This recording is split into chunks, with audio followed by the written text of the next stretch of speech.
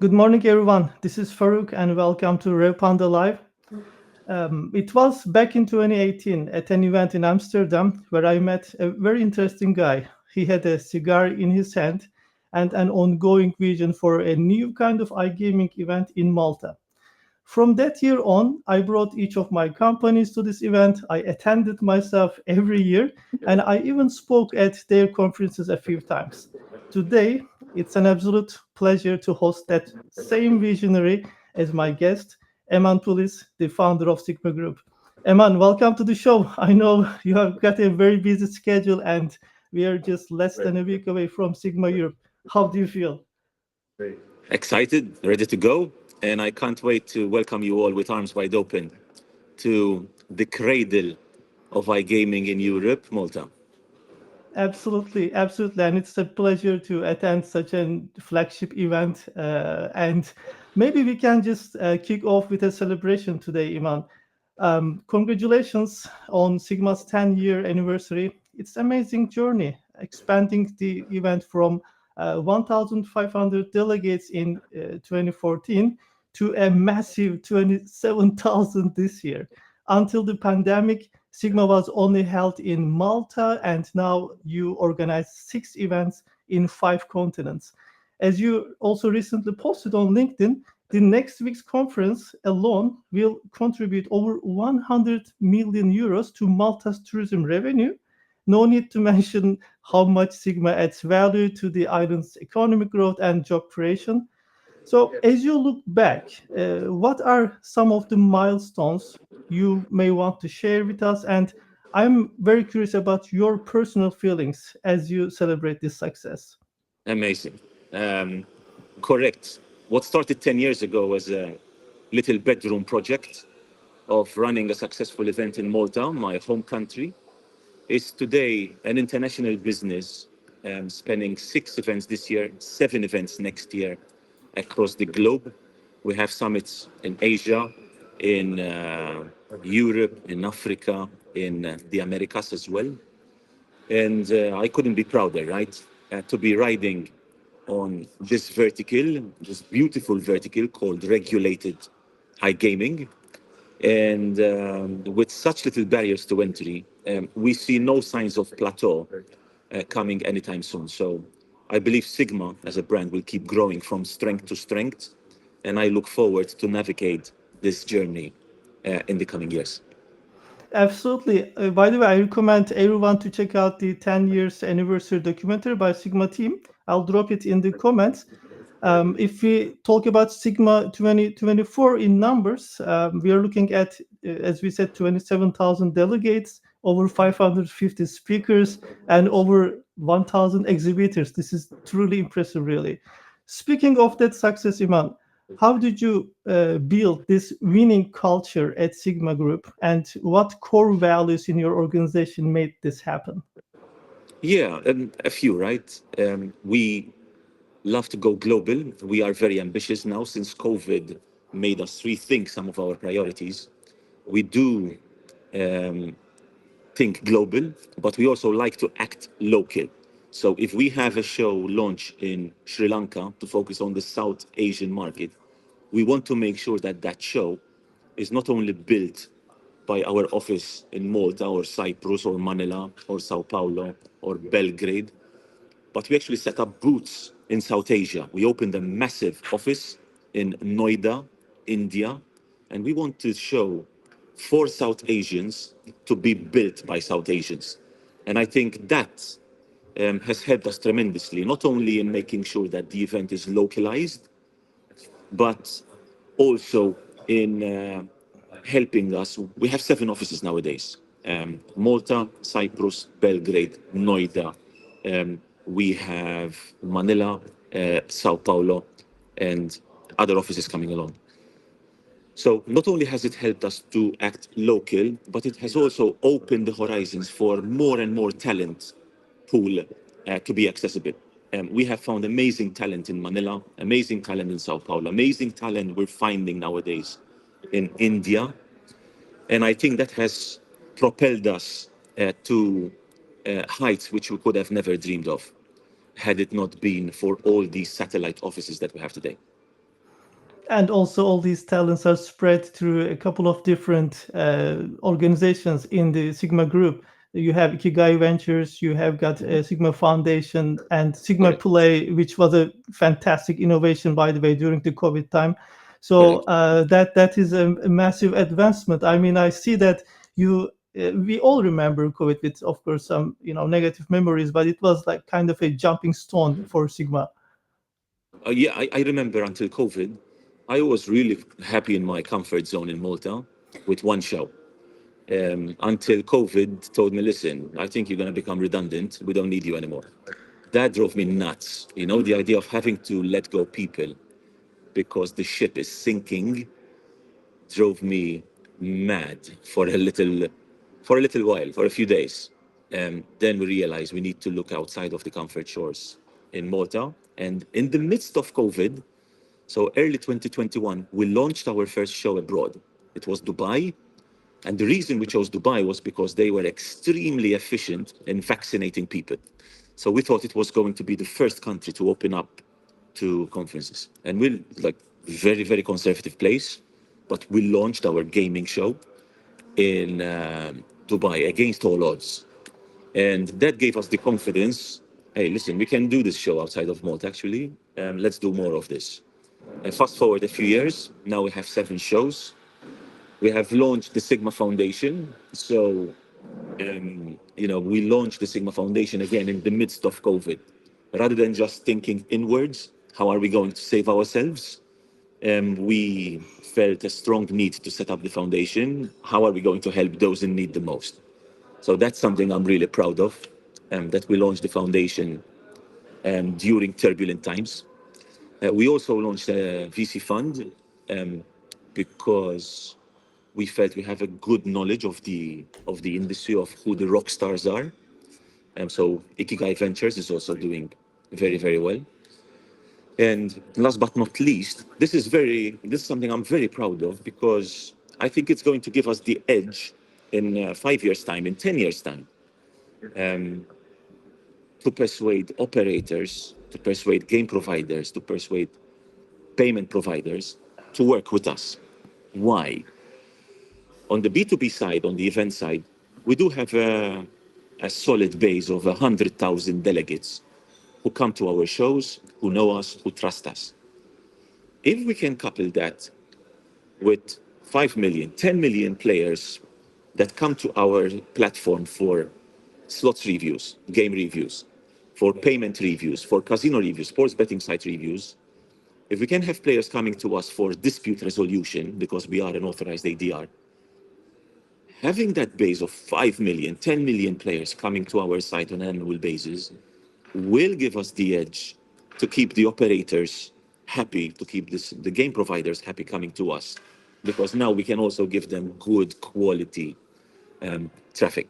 So this is our long-term plan over the next 5 to 10 years, is to not only be a trustworthy B2B business, but also to be trusted by the players. And I'd love to see Sigma as the place where players and the industry converge. Absolutely, Eman. Actually, I was in Dubai at that first outside of Malta event that you organized. I remember landing the airport, going to different queues, checking all these, papers and everything. And I was speaking there, and I was very impressed how your team managed to organize it in a way that everybody felt actually good. Like I saw the cleaning, was done very properly and everything else. So congratulations on that. And I'm also very happy to support you over there and the team. So it was absolutely brilliant time in the midst of COVID, as you said. You also a little bit covered off my next question. I know for 2025, you're planning events in Dubai, Cape Town, Colombo, Sao Paulo, Manila, Budapest, and of course the flagship event in Malta. Looking to the future this time, where do you see Sigma heading in the next decade? In the next decade, Yeah.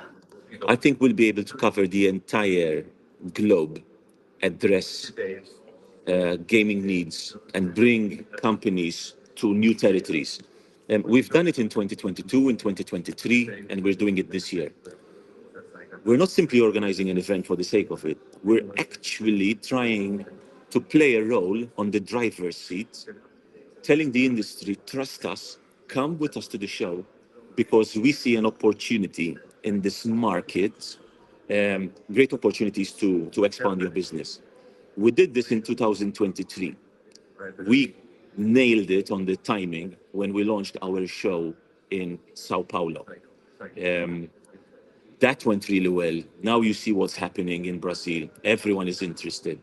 Um, so we did very well there. 4 years ago, when we launched in Dubai, we knew there were tectonic plates moving, and that the government was interested in setting up a regulatory body, that there was an interest in giving licenses to land-based resorts. Mark my words, the Emirates will become another hub of gaming. You have Las Vegas on one side, you have Yeah. Macau on the other side. There's nothing in between. The world is thirsty for another Mecca where players can go and have some fun. And I think the Emirates is poised to become a leader in that regard. We have been doing a gaming conference for the past 4 years in the Emirates because we could see that coming. We've been telling the industry to join us on that journey. 2025, once again, we're not reinventing the wheel, we're doing more of the same. We're telling the industry, come with us to South Asia, between 5 countries in South Asia: India, Nepal, Bangladesh, Sri Lanka, and Bangladesh, Bangladesh, Nepal, Sri Lanka, India, and Pakistan. Sorry, I always forget one. Yeah. And between those 5 states, there's 2 billion people. That's a fourth of the world's population. To tell me that this region does not deserve a big conference to address the market is ludicrous. So we felt this need. We see where the market is going, the Indian markets especially, and we decided to launch a show in Colombo, Sri Lanka, because of the connections with flights and many other reasons.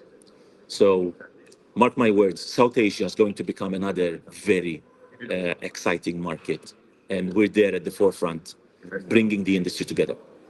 Well, I can definitely tell the same, Eman. When I was in Dubai at SiGMA, I got the vibe over there, and I second your words on that. So we may see some dramatic changes over there in Emirates. And regarding what you say in Southeast Asia, well, I can confirm that with all the brands that we work at Revpanda, we are getting more and more brands interested in operating over there, and we are helping them. So definitely. And maybe let's talk about the next Sigma Europe event, Iman. I'm sure our viewers are probably, let's say, packing for Malta right now. Uh, and by the way, let us know in the comments if you're heading to Sigma Europe, and let's turn this space a small networking place. I am personally super excited to exhibit at this event together with the Refanda team. At Sigma, each year the bar seems to be set higher, Eman. Could you tell us what attendees can expect at this Absolutely. year's Sigma Europe? Absolutely. This year is no exception. I think we're expecting the biggest jump from the previous year. We're ahead by 3,000 tickets, and we're still many, many days away from the show. So ahead by 3,000 tickets from last year. So we were anticipating 27,000 people. I think we're going to exceed 30,000 delegates to the show, a record 1,000 sponsoring the exhibitor.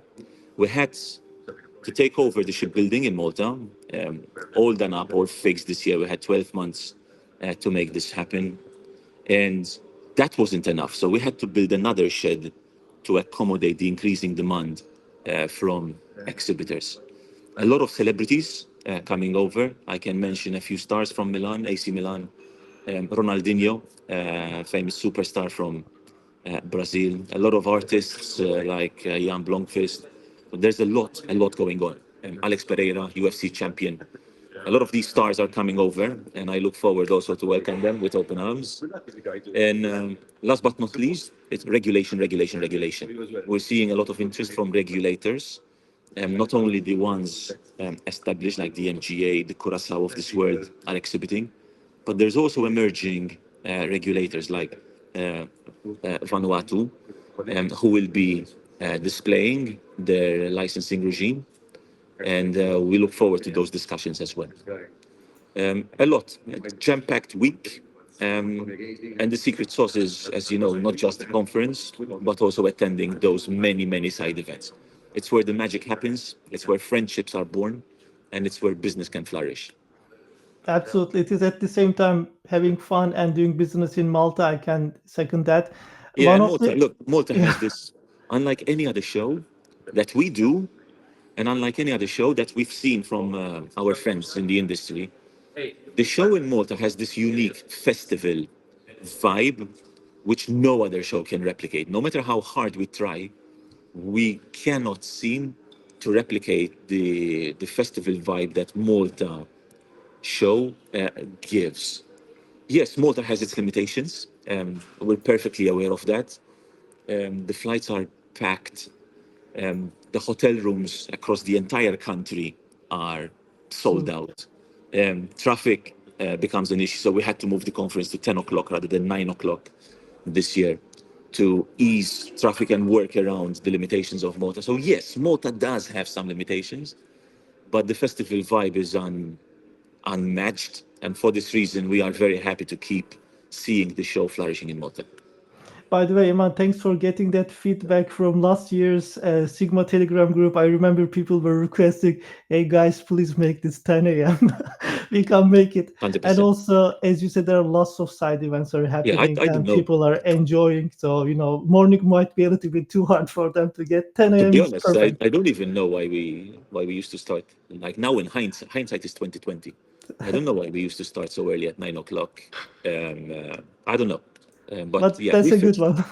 we fixed that. For sure, for sure.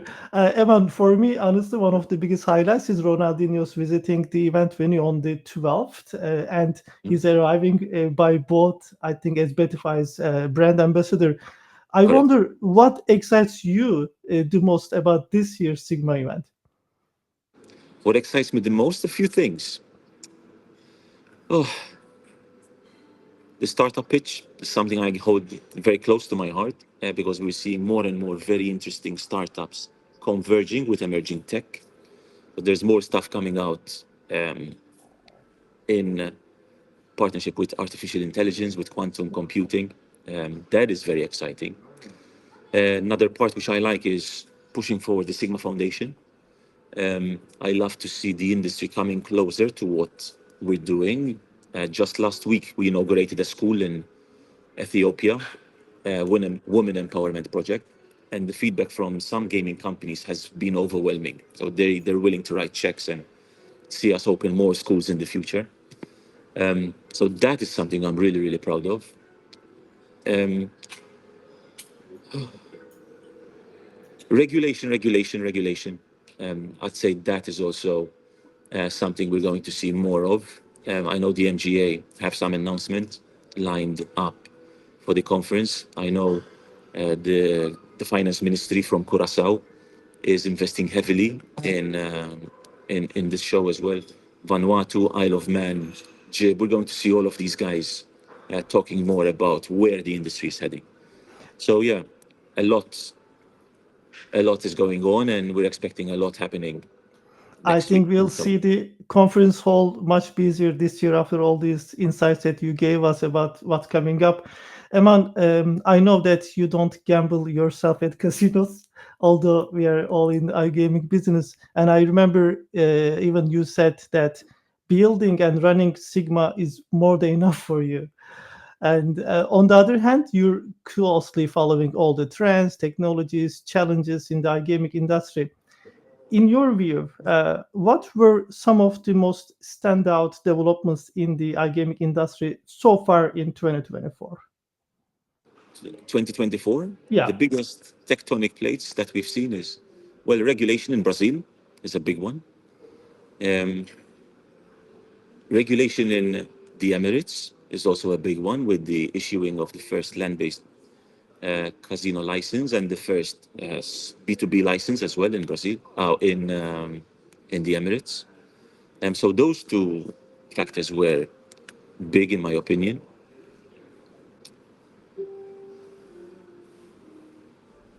If I had to pick another one, would probably be the way the US is evolving, right? Um, we've never really went into the US because one, we were very busy doing emerging markets. Yeah, so we see a lot of our competitors going heavily into the US. Reed, Clarion, Next, see, they all are present in North America. But what we've seen is there's so much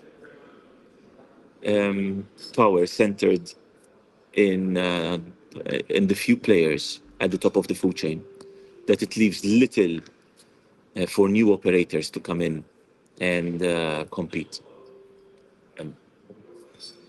So we didn't really find a big need for us to be there just yet. But you never know in the future. Especially after the elections nowadays. So let's see what's coming up with the official results, and we will see what will Well, I think change in the iGaming industry. correct. Eman, I feel like it's a great time to be alive. We are witnessing technologies like AI. I know you're so big in AI, like obtaining the player data processing and doing more personalized or customized ways of reaching to them and also to retain them. The use of AI is massive. Blockchain, you've been in, you're actually championing the blockchain use in iGaming for a real long time. I remember virtual reality and more. How do you see these innovations influencing iGaming in the near future? And what might be the potential challenges around them? Yeah, well, if you don't embrace technology, you're going to fail. It's as simple as that. You know, the faster you embrace AI, the faster you embrace blockchain technology, whether it's in accepting forms of crypto or more, you're going to fail. Um, so I feel we play a very important role, even with our conferences, in bringing the tech luminaries, you know, the Vitalik Buterin, the Andreas Antonopoulos, the Scott Stornetas of this world, to bring them closer to gaming. And that's why 6 years ago, we launched this brand called AIBC. We launched this brand AIBC, and with its own website, its own event, is to be able to attract those luminaries closer to us. We hold AIBC close to SiGMA. When these folks come to AIBC, they realize that gaming is not the Wild West um, that maybe they perceived before. That gaming is a highly regulated space where they can feel safe to operate and bring their tech ideas to fruition. So AIBC has been serving a very important role in the past 6 years to bring the tech community closer to the gaming community. So I hope through this marriage between AIBC and SiGMA, we will see more and more tech projects being adopted by gaming companies across the world. Eman, also, I think most of our viewers are so excited about your insights for the next year. And do you have any particular predictions for iGaming in 2025? Um, AI is going to be um, more widely spoken about. I think South Asia, we're going to see some interesting movements in South Asia. That's the reason why we launched our show in Sri Lanka in December 2025, and we're doing back to back with Affiliate World in Bangkok, so people can fly to one place and then go to the other with ease. And more regulation, right? We're curious to see how the Curacao framework will move along in the coming months and years. It's becoming more demanding in terms of compliance, in terms of requirements. So similar, coming close to what MGA requirements are. So will that create a spillover effect on new licensing regimes like Vanuatu, like the tribes, whether it's in Canada, First Nations, or the tribes in the US? Will they offer a new licensing regime that's attractive for uh, for certain operators? So I'm curious to see how that will pan out. And I think 2025 will be a good year to observe that. Absolutely. And for Sigma Europe, you're expecting almost 70,000 delegates representing operators. at the event next week. And they will meet regulators, industry experts, affiliates, B2B providers, and they will start planning 2025 with all the insights they gained at SiGMA.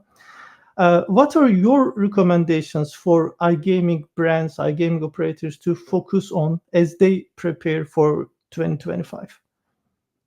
My suggestion for gaming brands: For the next year, after like absorbing all those things that you were telling.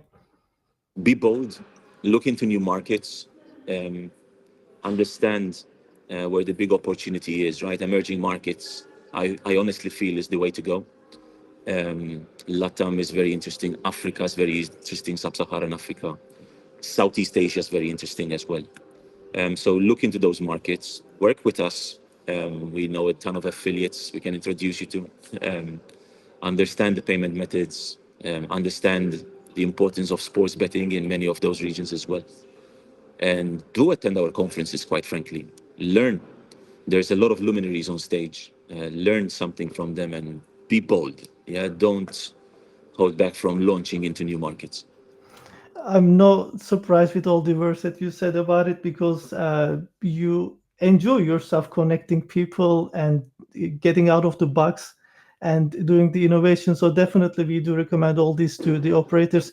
Eman, my final question before I go to the social media and check some of the questions that we got during the week.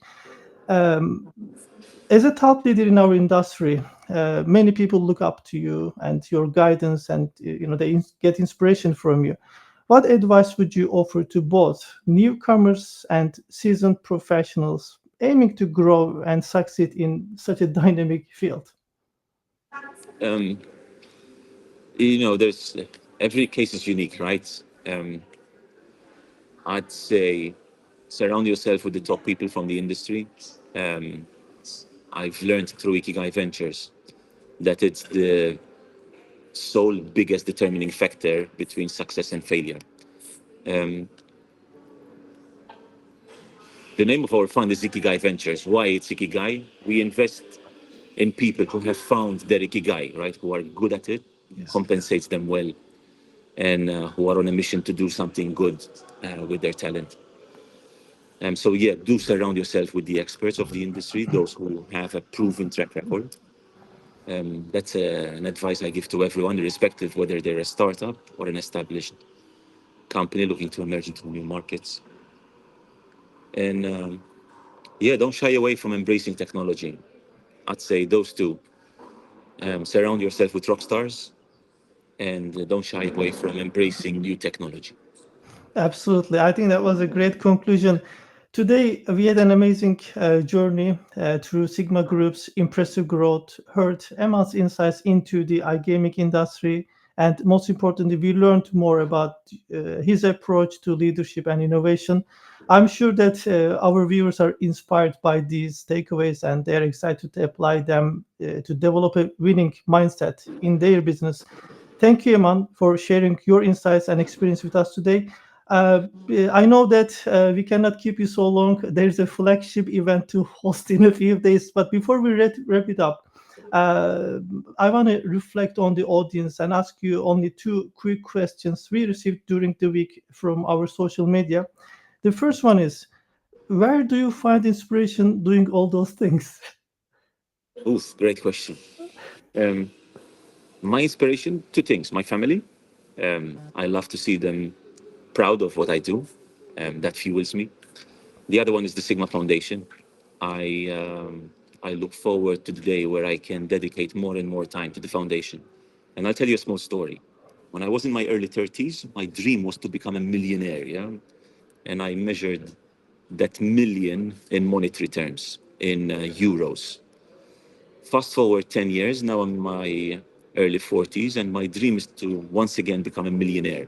But this time I measure that million by the positive impact I can leave on people. So if I can positively impact at least 1 million people, then I have once again become a millionaire.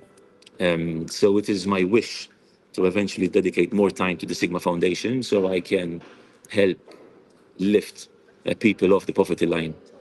And yeah, I put myself that initial target of 1 million people, and I have no doubt, with the right mindset, I'll get Uh, there. by the way, with this opportunity, can we tell our viewers how they can support Sigma Foundation? I know there are auctions that you're organizing, and so maybe there are more ways.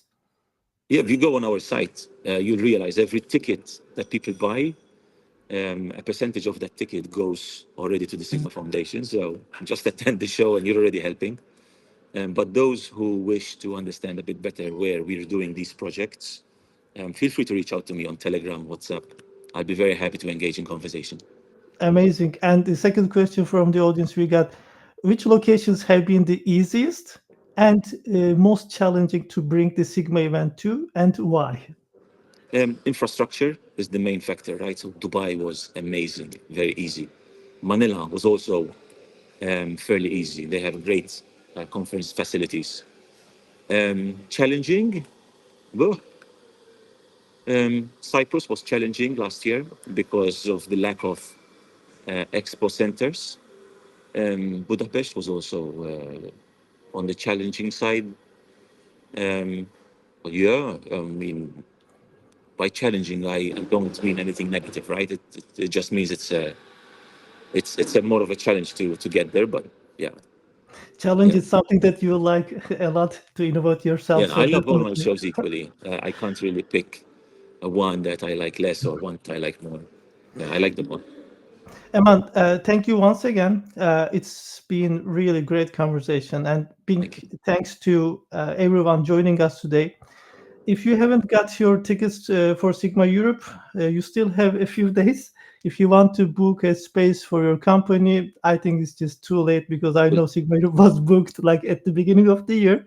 If you want to showcase your brand at Sigma event, get in touch with Iman's team. They do excellent work. As Revpanda, we are there each year, so I definitely recommend. And finally, if you're running an iGaming brand and you want to attract targeted audiences to your website, convert and retain them as loyal players, get in touch with us at Revpanda. Eman, do you have any words, anything you would like to add at the end of our show today? no, Faruk, I look forward to welcome you with open arms. I look also forward to welcome your audience to the show with open arms and to meet you guys in person.